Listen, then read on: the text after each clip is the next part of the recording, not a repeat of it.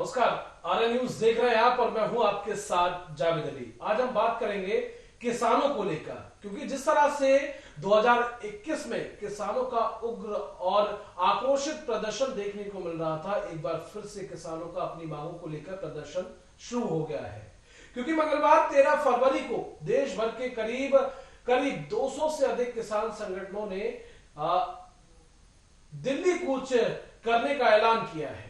किसानों के इस ऐलान के बाद दिल्ली से सटे इलाकों में प्रशासन अलर्ट हो गया है। उन्हें दिल्ली आने से रोकने के लिए सरकार ने कमर कसते हुए साफ तौर पर जगह जगह बैरिकेडिंग कर दी है। बॉर्डर से सटे इलाकों में प्रशासन ने सीमेंट के बैरिकेड्स और सड़क पर लोहे की कीलें लगाने के साथ भारी संख्या में पुलिस बलों की तैनाती शुरू कर दी है। बता दें कि संयुक्त किसान मोर्चा और किसान मजदूर मोर्चा ने फसलों के न्यूनतम समर्थन मूल्य यानी कि एमएसपी के संबंध में कानून बनाने समेत विभिन्न मांगों को लेकर केंद्र सरकार पर दबाव डालने के लिए 13 फरवरी को 200 से अधिक किसान यूनियनों के समर्थन से दिल्ली चलो मार्च की घोषणा की है। हालांकि ताजा अपडेट के मुताबिक संयुक्त किसान मोर्चा ने इस आंदोलन में शामिल होने से मना कर दिया है। इसके साथ ही उन्होंने 16 फरवरी को भारत बंद का आह्वान किया है। इस कड़ी में हरियाणा सरकार ने 13 फरवरी को किसानों के प्रस्तावित दिल्ली चलो मार्च से पहले यानी कि शनिवार को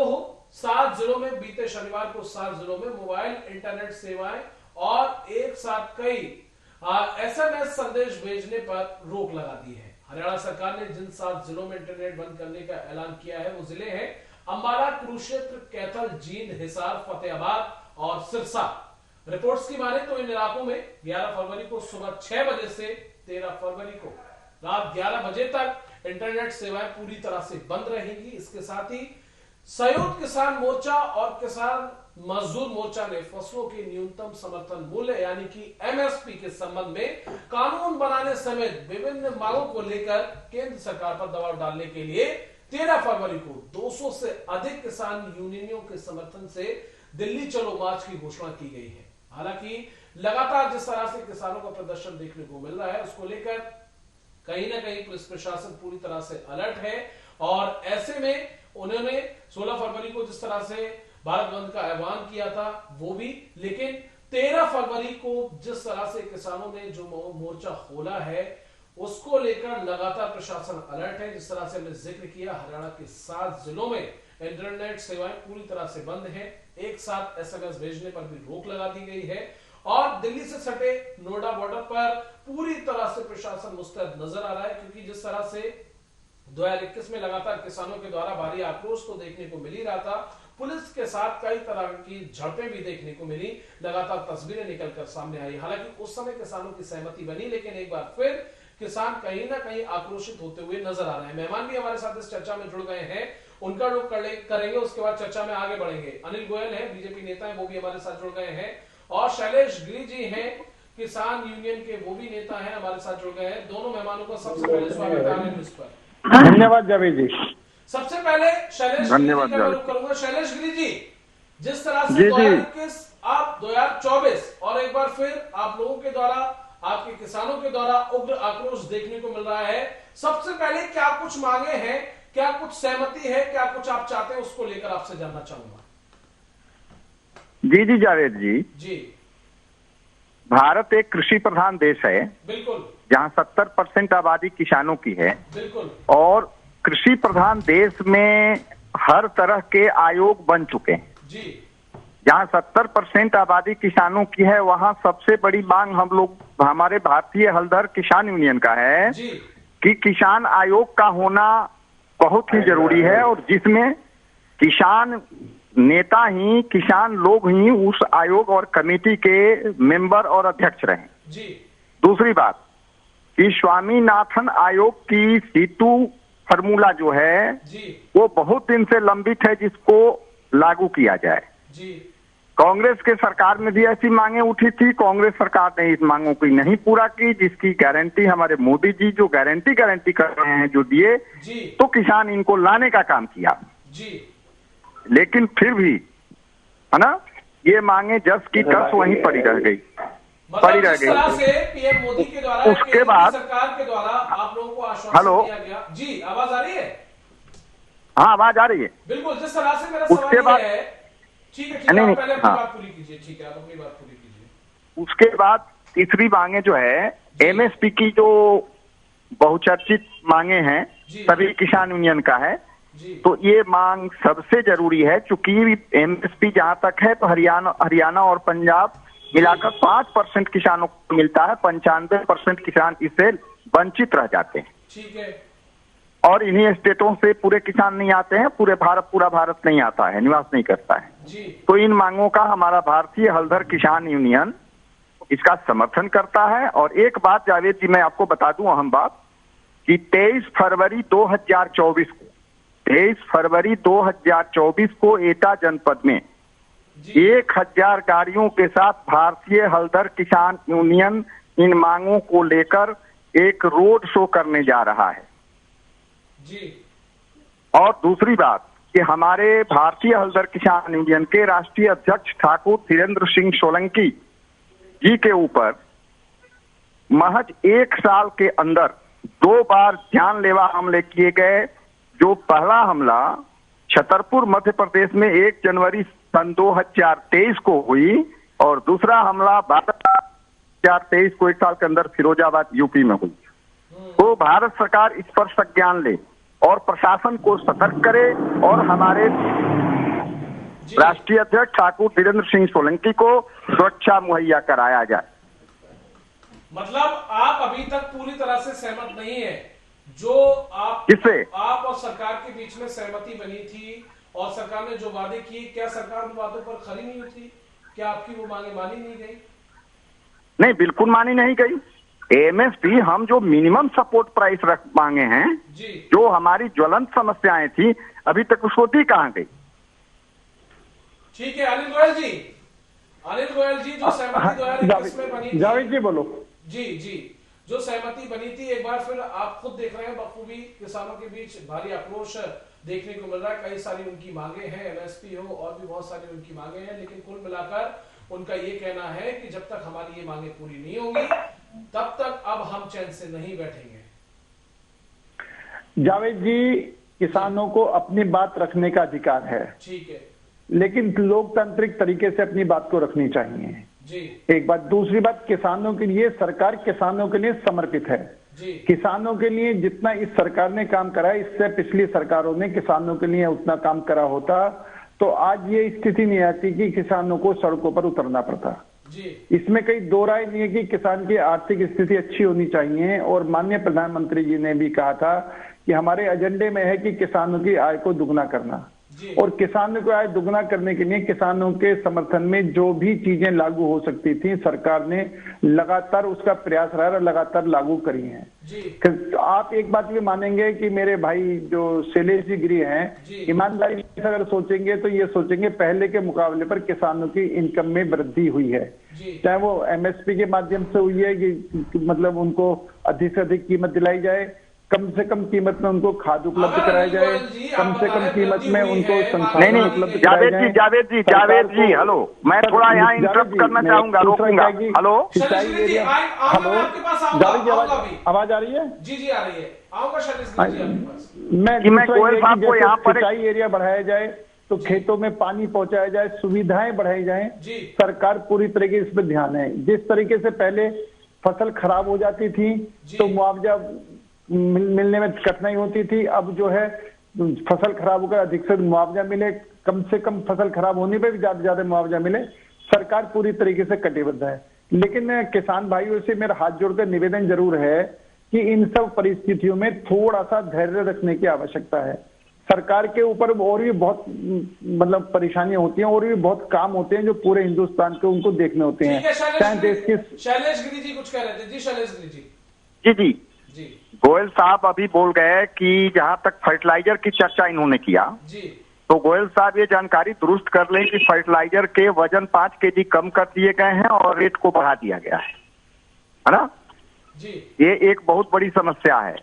बिजली बिल और ट्यूबवेल बिल का जहां तक सवाल है उसमें भी बहुत बड़ी समस्याएं हैं, इसको ये जानकारी नहीं। और दूसरी बात ये है कि जो गोयल साहब कह रहे थे कि माननीय प्रधानमंत्री जी ये हैं, ठीक है, प्रयास में हैं और धैर्य और पैसेंस रखने की जहां तक बात है, तो ये सर्वविदित है, पूरी दुनिया जानती है कि किसानों से अधिक धैर्यवान कोई होता ही नहीं। 1 साल फसल मरते हैं, 2 साल मरते हैं, 3 साल मरते हैं, बरसों बरसों किसान इंतजार करता है।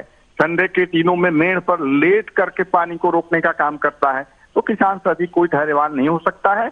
और सबसे बड़ी बात है कि किसान किसान होता है और कभी भी अपनी मांगों को लोकतांत्रिक और संवैधानिक तरीके से ही वो आगे लेकर चलेगी और आगे भी चली है। लेकिन इसमें अगर कोई राजनीतिक हथकंडा न अपनाया जाए किसानों के मांगों को और आंदोलन को दबाने के लिए, आप कह रहे हैं कि इसमें राजनीतिक हथकंडा अपनाया जा रहा है बीजेपी के द्वारा और चुनाव नजदीक है, इसीलिए ये सब किया जा रहा है। पूर्व में भी ऐसा देखा गया है। जब किसान आंदोलन 26 नवंबर को शुरू हुआ था, हरियाणा से किसान चले थे, तो रोड को जेसीबी से छोड़ा गया। के न प्रकारे न कोई ऐसी उपाय नहीं लगाई गई, व्यवस्था नहीं लगाई गई कि आंदोलन को ध्वस्त कर दिया जाए।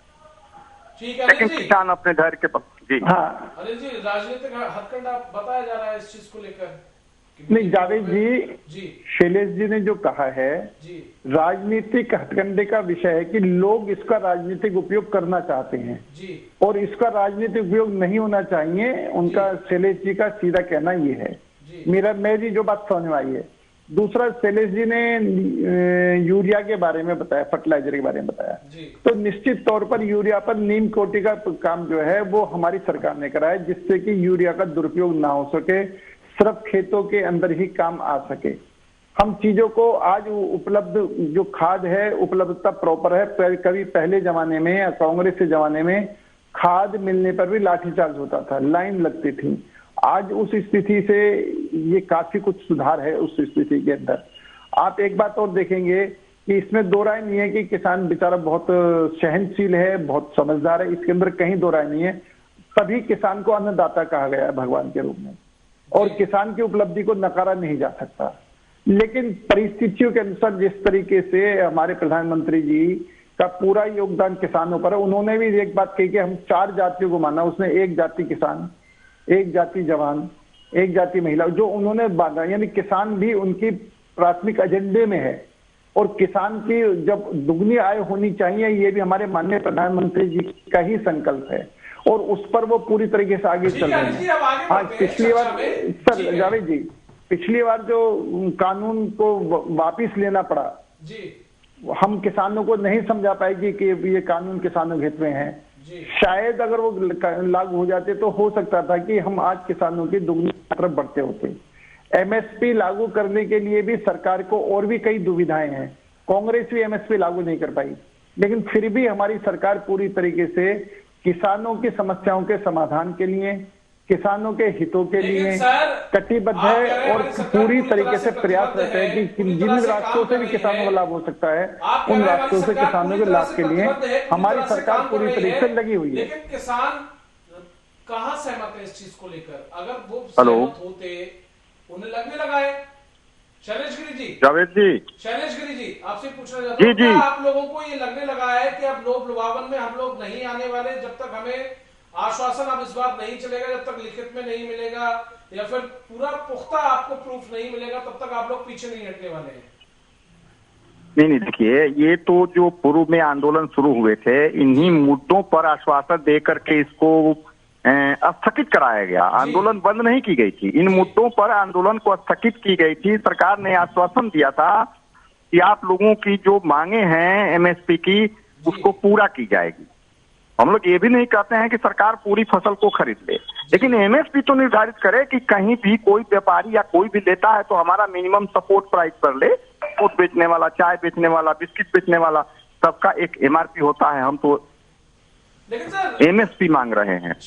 और दूसरी बात, जी जावेद जी, कई बीजेपी की तरफ से ऐसे और जावेद जी, मैं आपके चैनल के माध्यम से और सरकार के तरफ से और सत्ताधारी पार्टी की तरफ के प्रवक्ता जो नवीन गोयल जी बैठे हैं, अनिल गोयल जी, माननीय गोयल जी, और आपके चैनल के माध्यम से और गोयल जी के माध्यम से मैं भारत सरकार से यह मांग करूंगा कि किसानों के जो समस्याएं हैं, ये कृषि प्रधान देश है, उसका निराकरण अविलंब किया जाए और हमारे राष्ट्रीय अध्यक्ष ठाकुर धीरेन्द्र सिंह सोलंकी पर 1 साल के अंदर 2 जानलेवा हमले को देखते हुए उन्हें सुरक्षा मुहैया कराए। अनिल गोयल जी, आपकी प्रतिक्रिया। अनिल गोयल जी। जावेद जी, बिल्कुल इनकी ठीक मांग है कि उनके सोलंकी जी की सुरक्षा होनी चाहिए और जिन्होंने हमले की कुचेष्टा करी है उसके खिलाफ कार्रवाई होनी चाहिए। इसके अंदर कहीं से कहीं तक कोई संकोच वाली बात नहीं है और इस बात को मैं भी ऊपर पहुंचाने का प्रयास करता हूं। एक बात, दूसरा, एक सरकार जो कटिबद्ध है, इसके लिए आप एक बात देखें, स्वामीनाथन जी को की रिपोर्ट में जो कुछ हम लागू कर सकते हैं वो भी लागू करा और उनको भारत रत्न इस सरकार ने दिया है। पिछली सरकार ने ये काम नहीं करा। चौधरी चरण सिंह जी जो अपने किसान नेता रहे हैं, किसानों के मसीहा रहे हैं, उनको भी भारत रत्न देकर के किसानों का सम्मान बढ़ाने की कोशिश करी है। आप एक बात देखेंगे कि हमारे एजेंडे में किसान सर्वोपरि है। अगर हमारे भारत रत्न देने वाली भी बात अगर हमारी माननीय प्रधानमंत्री ध्यान में आया तो उन्होंने पूरी तरीके से दोनों किसान नेता हैं जिन्होंने क्रांतिकारी परिवर्तन करा, स्वामीनाथन जी या चरण सिंह जी, दोनों जो इनके हितों के लिए लड़ाई लड़ी, तो हमारे माननीय प्रधानमंत्री ने दोनों को भारत रत्न भी से भी सम्मानित करने का प्रयास करा है। इसीलिए ये बात ध्यान में आ जानी चाहिए कि सरकार किसानों के लिए कितनी कटिबद्ध है। वो हर मामले में, चाहे सम्मान देने का मामला हो, चाहे उनकी समस्याओं को समाधान का मामला हो, चाहे उनकी आय बढ़ाने का मामला हो, सरकार पूरी तरीके से इस पर चिंतित है और निश्चित तौर पर इसके परिणाम भी आने शुरू हो जाएंगे। ठीक है अनिल गोयल जी, अगला सवाल मेरा आपसे ये है, क्योंकि जिस तरह से किसान हमारे साथ जुड़े हुए भी हैं, राष्ट्रीय प्रवक्ता है शैलेश गिरी जी, उन्होंने भी बताया किसान लगातार अपनी मांगों को लेकर प्रदर्शन कर रहे हैं, लेकिन इसमें राजनीति कार्ड क्यों खेला जा रहा है? नहीं जावेद जी, इसमें राजनीति कहीं नहीं है, राजनीति का कार्ड नहीं है जावेद जी। सिर्फ हमारा पर्पज है कि किसानों को अधिक से अधिक आर्थिक स्थिति उनकी अच्छी से अच्छी हो, उनकी तो फसल का उचित पैसा मिले, उनको सम्मान मिले, उनको बिजली मिले, उनको पानी मिले, उनको उर्वरक मिले, उनको बीज मिले, सारी चीजों पर को भी ध्यान रखते हुए हमारा कि उनको जो भी है, या मानो उनके फसल को नुकसान होता है तो उनको पूरा मुआवजा मिले। ये क्यों कह रहे हैं कि चुनाव नजदीक है, किसान अपनी मांगों को लेकर अपनी जिद पर अड़े हैं ताकि उनकी मांगे मानी जाए, लेकिन बीजेपी अब ऐसे समय में उन्हें आश्वासन दे देगी जब जी नहीं, बीजेपी आश्वासन तो देगी ही देगी, लेकिन बीजेपी जो आश्वासन देगी उसको इम्प्लीमेंट भी करेगी। भारतीय जनता पार्टी जो कहती है वो ही करती है, जो कर सकती है वो ही कहती है। आप ये देखेंगे कि हमने जो भी मुद्दे अपने उठाए हैं, हर मुद्दे पर भारतीय जनता पार्टी अपने एजेंडे पर को पूरा करने का प्रयास कर रहा है। और मैं आपके चैनल के माध्यम से अपने हिंदुस्तान के सभी भारतीय किसानों से ये निवेदन और अपील करता हूँ, ये गारंटी भी देता हूँ कि अगर प्रधानमंत्री जी के लेवल पर कुछ भी बात हुई होंगी, भारत सरकार के लेवल पर कुछ भी बात होंगी, उनको जरूर पूरा करा जाएगा। थोड़ा समय लग सकता है आगे पीछे, वो एक अलग और भी कई दिक्कतें होती हैं, उन सबको ध्यान में रखते हुए टाइम से जो इनसे वायदे करे जाएंगे वो वायदे हर सूरत में पूरे होंगे। इसके अंदर कोई भी किंतु परंतु नहीं होगी और कोई भी राजनीति नहीं होगी। आपने ये देखा कि हमारे माननीय प्रधानमंत्री जी ने देश को आगे बढ़ाने के लिए कभी भी अपनी पार्टी को आगे नहीं रखा, कभी अपने आप को आगे नहीं रखा, कभी परिवार को आगे नहीं रखा। सबसे पहले मेरा देश का किसान, मेरे देश का जवान, उस बात का पूरा ध्यान रखते हुए किसान, जो मेरे देश का गरीब, जो भी गरीब किसान है वो सब आगे बढ़े, उनकी चिंता हमेशा हमारे प्रधानमंत्री जी ने करी। शैलेश गिरी जी, जी जावेद जी, गोयल साहब ने कहा कि हमारे सरकार ने किसानों को भारत रत्न देने का काम किया जी। इसकी मैं बहुत ही सराहना करता हूं, लेकिन किसानों को दिया गया भारत रत्न की सार्थकता तभी साबित हो सकेगी जब किसानों को का आय बढ़ाने के लिए बस सिर्फ और सिर्फ उनको एमएसपी, एक ही मांग तो है, आप एमएसपी दे दें, उनके साथ न्याय हो जाएगा। किसान आयोग का गठन करके किसानों को कमेटी में रख दे, न्याय हो जाएगा। और सुखाड़ और बाढ़ की जहां तक बात हो रही थी तो मैं याद दिला देना चाहता हूं और गोयल साहब से मैं निवेदन भी करता हूं कि अपने सरकार तक इस बात को पहुंचाएं। मैं भारतीय हलदर किसान यूनियन से बिहार प्रदेश अध्यक्ष बिहार भी हूं और राष्ट्रीय प्रवक्ता भी हूं। तो बिहार के छपरा, सारण प्रमंडल में, सारण जिले में सब जगह बाढ़ राहत दी गई, लेकिन सारण जिले को क्यों वंचित किया गया, अगले 2-3 सालों से वंचित किया जा रहा है, इसको भी सरकार तक पहुंचाने का काम करें, मैं ये कहूंगा। चलिए, बहुत शुक्रिया आप दोनों मेहमानों का हमारे साथ इस चर्चा में जुड़ने के लिए। शैलेश गिरी जी आपका भी बहुत शुक्रिया, अनिल गोयल जी आपका भी बहुत शुक्रिया। तो जिस तरह से लगातार किसानों का प्रोटेस्ट एक बार फिर से शुरू हो गया है, अपनी मांगों को लेकर लगातार किसान अपनी जिद पर अड़े हुए हैं और किसान ये कहते हुए नजर आ रहे हैं कि जब तक हमारी मांगे पूरी नहीं होंगी हम इस बार इस प्रोटेस्ट को बंद नहीं करेंगे। वहीं हरियाणा में लगातार प्रशासन अलर्ट मोड पर है। 7 जिलों में इंटरनेट सेवाएं पूरी तरह से बंद कर दी गई है। दिल्ली से सटे हरियाणा बॉर्डर हो चाहे दिल्ली बॉर्डर हो, सभी पर प्रशासन की तैनाती की गई है। सीमेंट के बैरिकेड्स लगाए गए हैं ताकि किसान आगे ना बढ़े और किसी भी तरह की कोई परेशानी खड़ी ना हो। फिलहाल के लिए बुलेटिन में बस इतना ही।